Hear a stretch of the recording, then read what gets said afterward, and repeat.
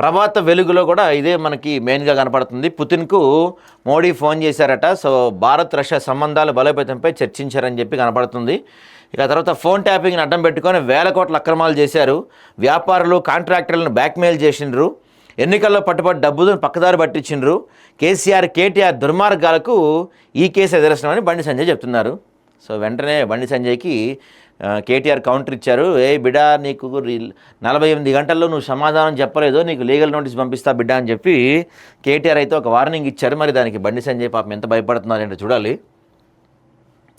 Kaleshwaram commission report ఇవ్వండి, 665 పేజీల full నివేదిక కావాలి, సీఎస్కు హరీష్ రావు విజ్ఞప్తి చేశారంట. మరి ఇస్తే దాంట్లో ఏమేమి ఉన్నాయో ఒకసారి వీళ్ళు ప్రిపేర్ అయ్యి అసెంబ్లీకి వస్తారు కావచ్చు, మరి చూడాలి. ఓట్ల దొంగకు శిక్ష తప్పదు, ఏదో రోజు వారందరిపై చర్యలు తీసుకుంటాం, ఈసీ అధికారులకు రాహుల్ గాంధీ హెచ్చరిక. మీరు రాజ్యాంగంపై దాడి చేస్తే మేము మీపై దాడి చేస్తాం. సైన్ డిక్లరేషన్ ఎందుకు, ఆల్రెడీ పార్లమెంట్లో ప్రమాణం చేశా. ఈ అంశం గురించి మాట్లాడదాం మనం. ఇప్పుడు ఈసీ అంటుంది సైన్ చేసి మీరు డిక్లరేషన్ ఇవ్వండి అంటుంది, ఈయన ఇవ్వనంటున్నాడు. ఇస్తే అయిపోద్ది కదా, ఎందుకు ఇంత గొడవ రాహుల్ గాంధీ గారు?